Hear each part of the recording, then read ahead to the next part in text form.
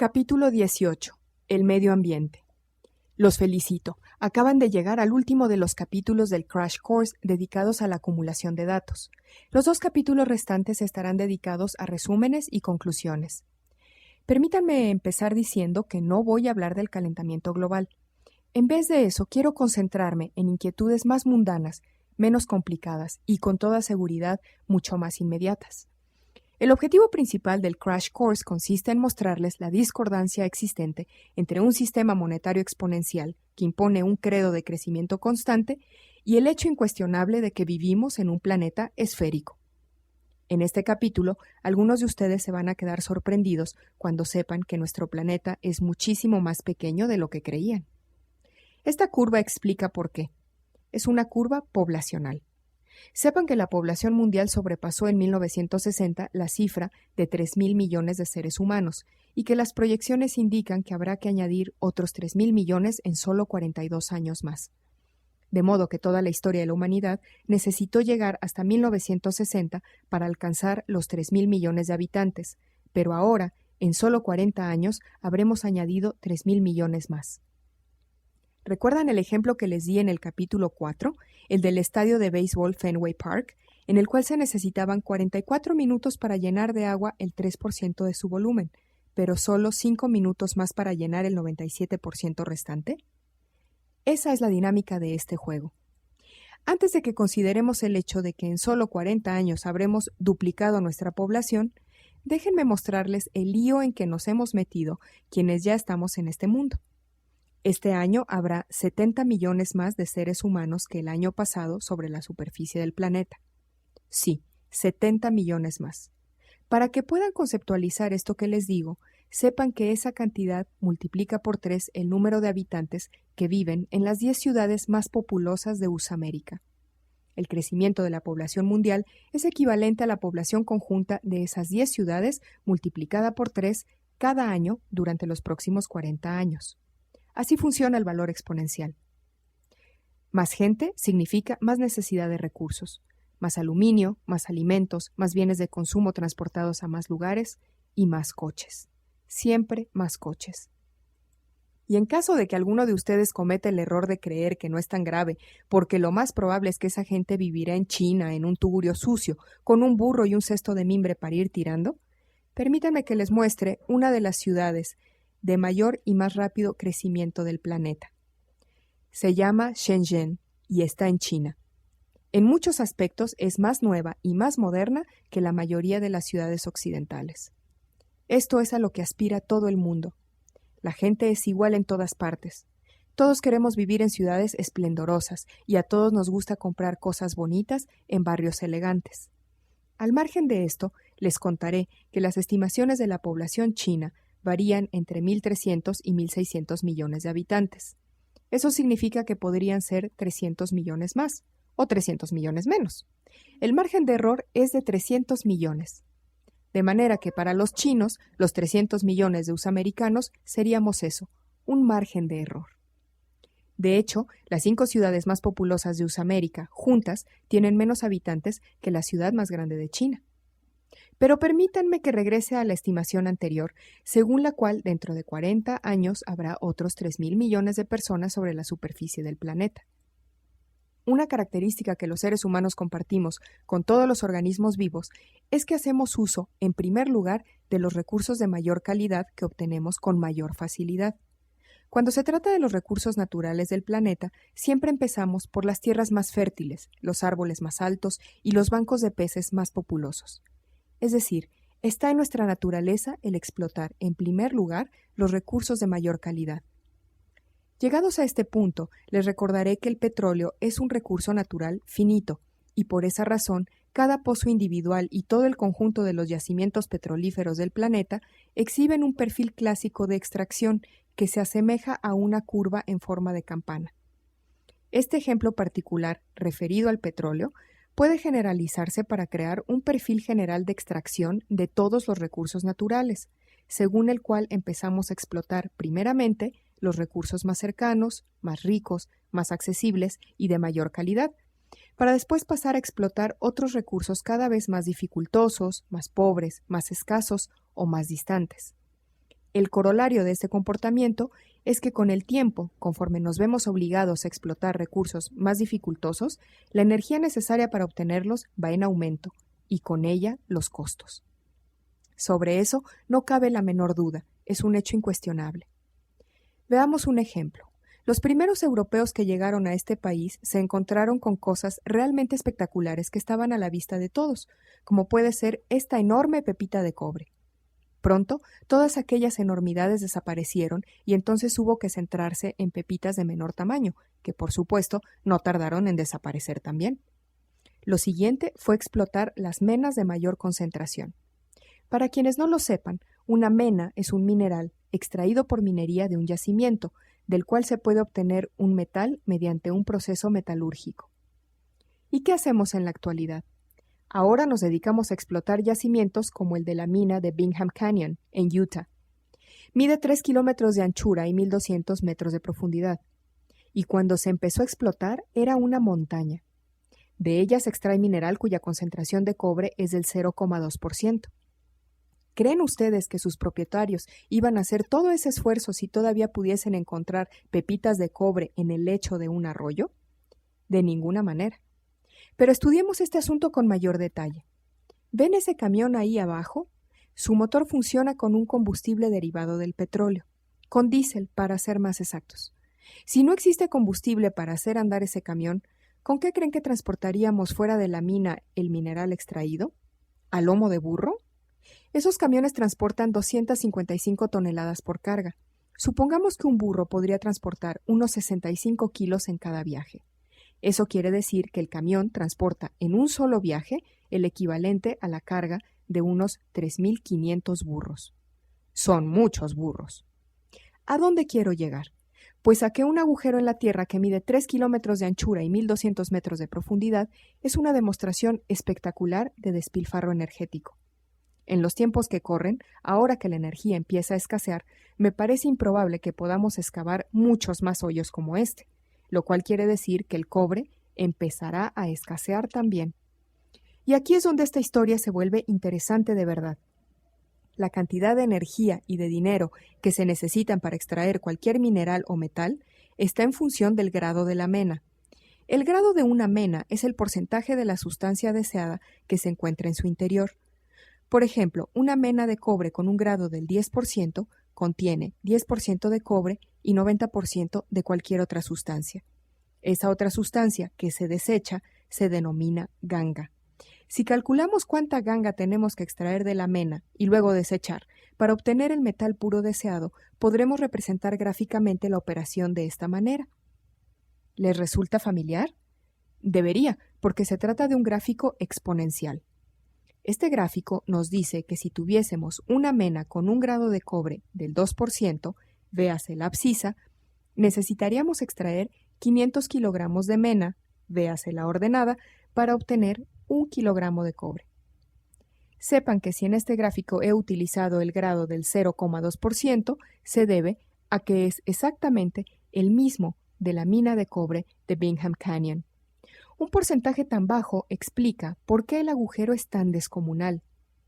Y también nos explica que, sin la ayuda de esos camiones gigantescos, probablemente no podríamos extraer minerales de un grado tan bajo, lo cual quiere decir que hemos llegado al extremo de la derecha de esta curva en forma de campana, tanto en lo que respecta a la energía como al costo.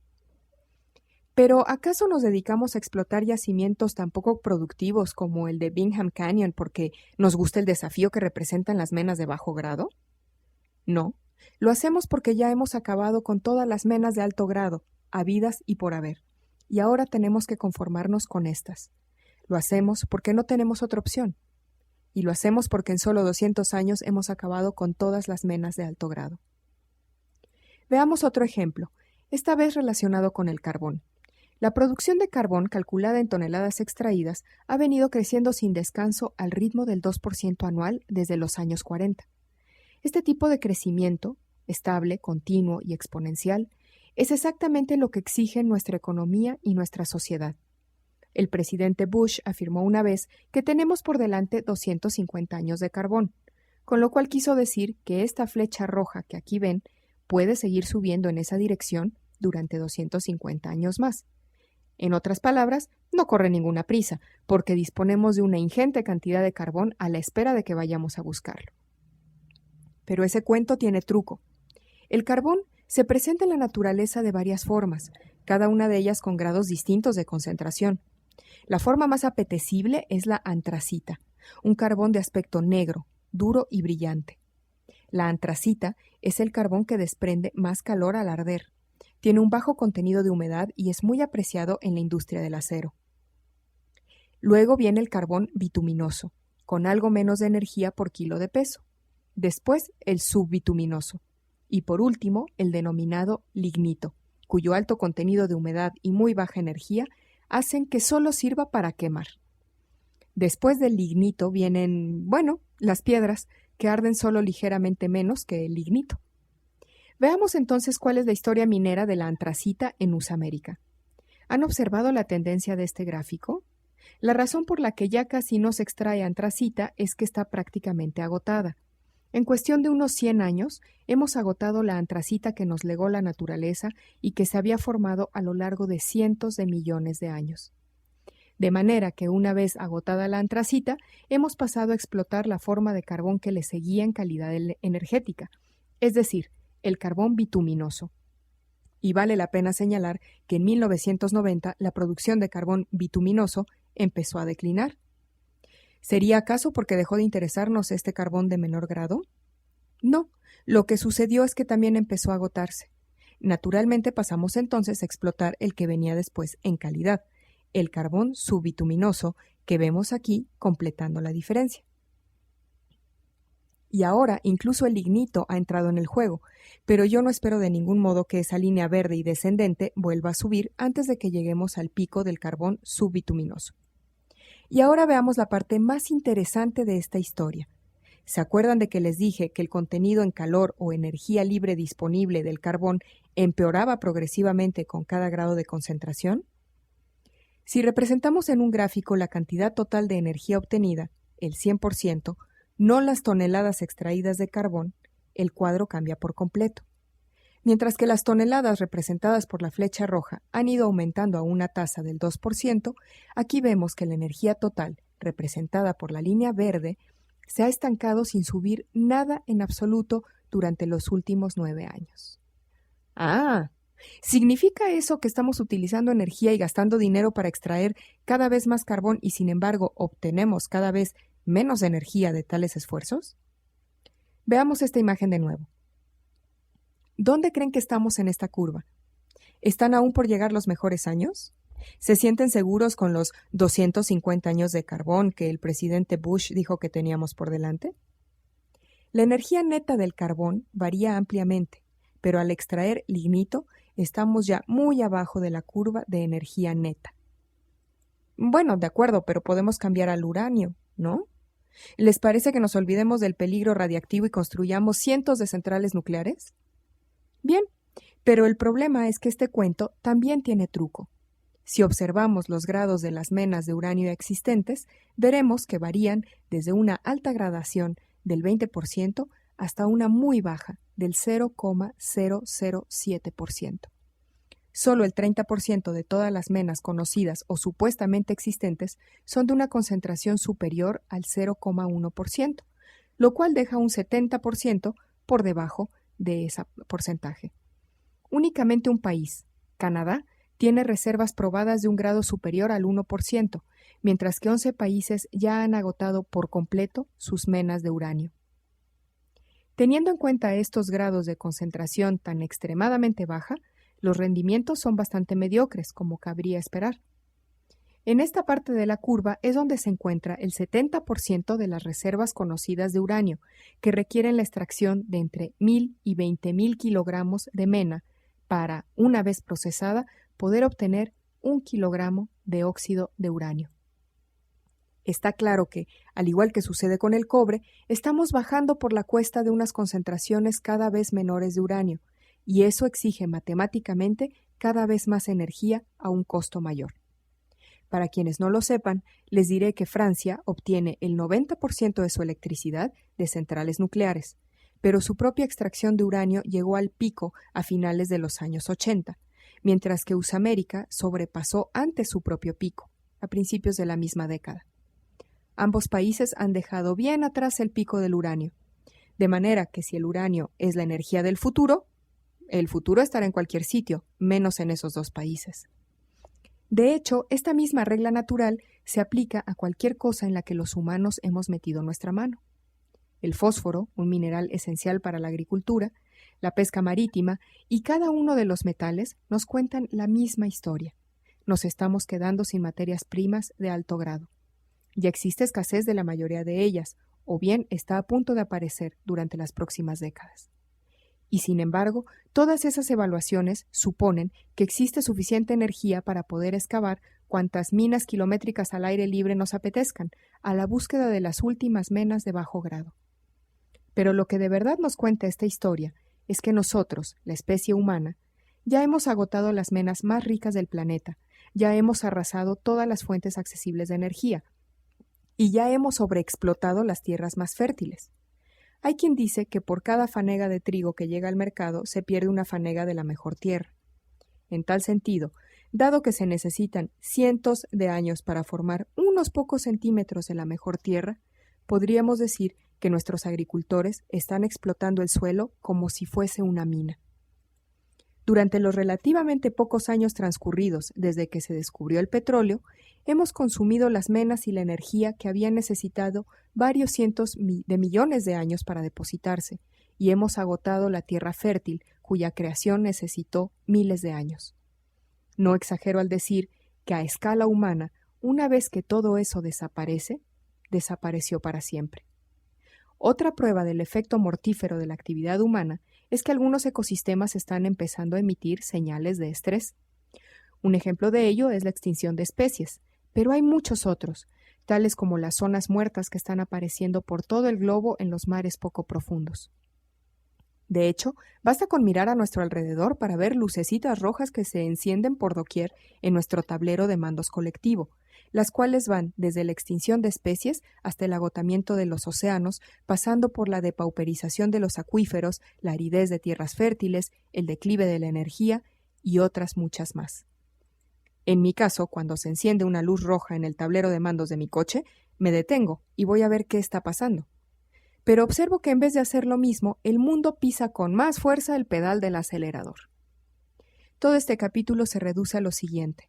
En nuestro planeta, cada año nacen 70 millones de seres humanos, lo cual significa que a lo largo de los próximos 40 años deberemos resolver el problema de cómo vivir en un mundo cuyos recursos se agotan, si al mismo tiempo la población aumenta a una tasa descomunal del 50%. Mi opinión es que si somos inteligentes, podríamos resolverlo. Pero si escogemos seguir creciendo porque eso es lo que exige nuestro sistema monetario y porque esa es la posición inamovible de nuestros políticos, entonces lo más probable es que sigamos avanzando a toda velocidad hasta estrellarnos contra un muro. La lección parece clara. O cambiamos voluntariamente ahora, o nos veremos forzados a cambiar involuntariamente después. Pero regresemos a la economía. Su principal suposición, según la cual el futuro no solo será mejor, sino exponencialmente mejor que el presente, va a tener que enfrentarse con esta realidad. Sostengo que las limitaciones que se oponen a esa presunción económica van a ser muy reales durante los próximos 20 años. De manera que, por fin, ha llegado el momento en el que el Crash Course intenta interconectar los tres componentes de la sigla EEMA.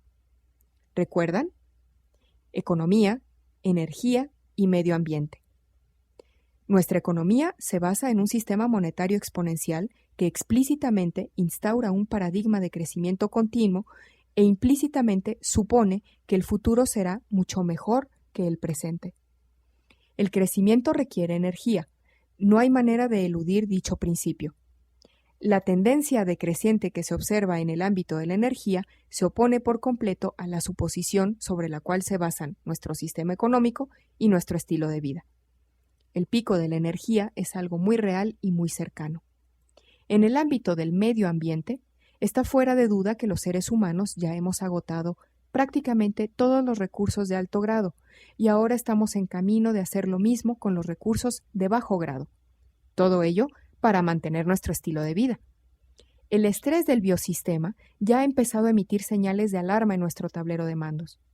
El plan de seguir consumiendo como hasta ahora, mientras que la población mundial aumentará en un 50% durante los próximos 40 años, es irrealizable. De hecho, es cualquier cosa menos un plan. Puesto que somos testigos del agotamiento de los recursos, cuyo grado energético no cesa de disminuir, la extracción exponencial y continuada de recursos es una actitud fantasiosa, carece de sentido. Pero cuando asociamos esa realidad a lo que ya sabemos de nuestras reservas de energía, esta historia se vuelve todavía más irrealizable. Pues todos y cada uno de los recursos medioambientales clave de alto grado de los cuales dependemos, metales, minerales, tierra fértil, agua, pesca marítima y todo lo demás, ya están agotados, y la continua extracción de los recursos de bajo grado no hará sino aumentar la competición a la búsqueda de una energía cada vez más escasa, que necesitaríamos más bien para el transporte, para construir viviendas y para protegernos del frío. Si consideramos esto como un todo, está bien claro que nuestro auténtico desafío consiste en adaptarnos a un mundo obligado a decrecer, no a un mundo que siga creciendo, un mundo en el que deberemos dedicar más energía a gestionar cuidadosamente la que tenemos, no a buscar nuevas fuentes energéticas para seguirlas explotando. Tenemos un sistema económico cuya razón de ser es crecer, emparejado con un sistema energético que no puede crecer, y ambos están vinculados a un mundo cuyos recursos se están agotando a toda velocidad. De los tres componentes de la sigla EEMA, será el medio ambiente quien nos impondrá el ritmo del cambio. Tenemos la obligación de estar preparados. De eso se trata el Crash Course. Lo diré de forma todavía más sencilla, porque deseo que les quede absolutamente claro. Nuestra economía debe crecer para sostener un sistema monetario que requiere crecimiento, pero a esto se opone un sistema energético incapaz de crecer, y ambos sistemas están vinculados a un mundo natural al borde del colapso. Terminaré diciendo que si estuviese convencida de la insolubilidad de estos problemas, no habría dedicado a tiempo pleno, por mi cuenta y riesgo y sin ayuda económica de nadie, los últimos 4 años de mi vida para poner a punto este Crash Course. Me considero optimista y quiero un futuro mejor para todos. No podemos permitir que nadie nos venga con cuentos chinos de que nos esperan 250 años de carbón. Debemos enfrentarnos a la realidad. Debemos desarrollar el sentido de las prioridades y olvidarnos de posiciones adolescentes, según las cuales no puede pasar nada porque hasta ahora no ha pasado. Ya va siendo hora de que empecemos a preocuparnos de las generaciones futuras. ¿Cómo queremos que nos juzgue la historia? ¿Cuál es nuestro legado? Para bien o para mal, nos ha tocado vivir en uno de los momentos más cruciales de la historia de nuestra especie, igual de trascendental como fue la bipedestación de los seres humanos primitivos. ¿Cuál es el papel que nos gustaría representar? ¿Deberíamos vivir acosados por el miedo o desarrollar un sentido de la responsabilidad? La única manera de que un obstáculo se convierta en infranqueable es dejarlo crecer sin hacer nada. Dicho lo cual, ha llegado el momento de que evaluemos todos estos obstáculos y decidamos un plan de acción para hacerles frente. Los espero en el capítulo 19, titulado El incierto futuro. Gracias por su atención.